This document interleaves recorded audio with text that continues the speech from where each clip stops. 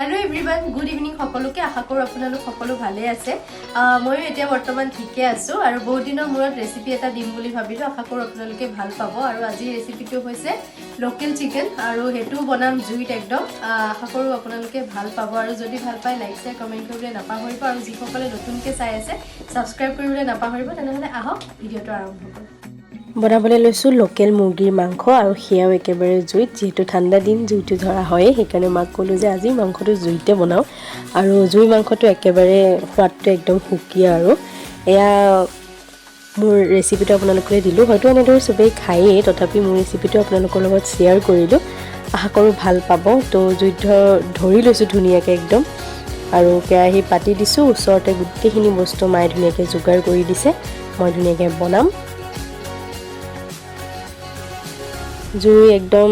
পুৰা জ্বলি আছে সেইকাৰণে পটাপট কেৰাহীও গৰম হৈ গ'ল পটাপট এতিয়া তেল দি দিলো তেলখিনি অকমান গৰম হোৱাৰ পাছতে ইয়াতে দি দিম তেজপাত আৰু পিয়াজ অলপ সময় ভালদৰে ভাজি লম বেছি ৰঙচুৱা নকৰো অকমান সময় ভাজি পেলাই আদা নহৰু পেষ্টখিনি দি দিম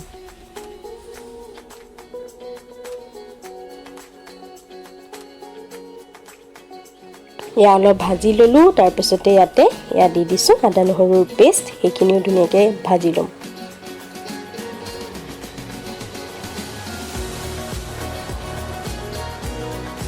তাৰ পাছতে মছলাখিনি দি দিম এয়া মছলা হৈছে গোটা ধনিয়া আৰু গোটা জিৰাৰ মায়ে মিক্সিত একদম ধুনীয়াকৈ বনাই দিছে হেতু মানে টেষ্টটো বেলেগ ধুনীয়া হয় যে হেতু কাৰণে সেইখিনি বস্তু মই ইয়াতে পিয়াজ আৰু আদা নহৰু পেষ্টৰ লগত একেলগে দি দিলো অলপ সময় ভাজি থাকিম তাৰ পিছতে মাংস আৰু আলুখিনি দি দিম আৰু বেলেগ মছলা একো ব্যৱহাৰ নকৰো এইখিনি লগতে ভালদৰে ভাজি থাকিম তলফালৰ পৰা যদি অকমান ধৰা যেন লাগে তেনেহলে অলপমান পানী দি পেলাই পুৰা ভাজি থাকিম ইয়াৰ পাছতে দিছো সোৱাদ অনুসৰি নিমখ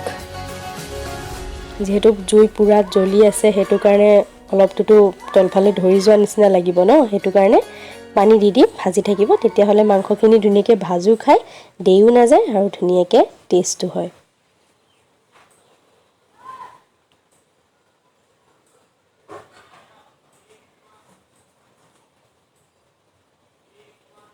হেয়া চাওক মই অলপমান পানী দি পেলাই ধুনীয়াকৈ ভাজি আছো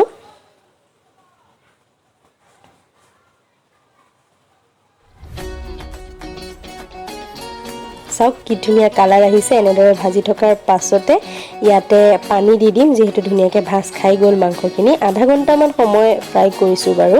অলপমান পানী দি আৰু এতিয়া ধুনীয়াকৈ জোল হ'বৰ কাৰণে পানী দি দিছো যেহেতু আমি মুৰ্গী মাংসৰ জোল খাই ভাল পাওঁ যেহেতু সকলে গ্ৰেভি খাই ভাল পায় তেওঁলোকে কম পানী দিলেও হৈ যাব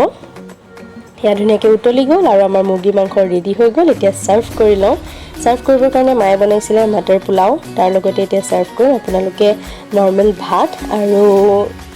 ৰুটি লগতো আপোনালোকে খাব পাৰে আপোনালোকৰ ইচ্ছা অনুসৰি আপোনালোকে খাব পাৰে এয়া চাওক কি ধুনীয়া লাগিছে আৰু বহুত টেষ্টি ভিডিওটো চোৱাৰ বাবে বহুত ধন্যবাদ আকৌ লগ পাম নতুন এটা ভিডিঅ'ৰ সৈতে বাই বাই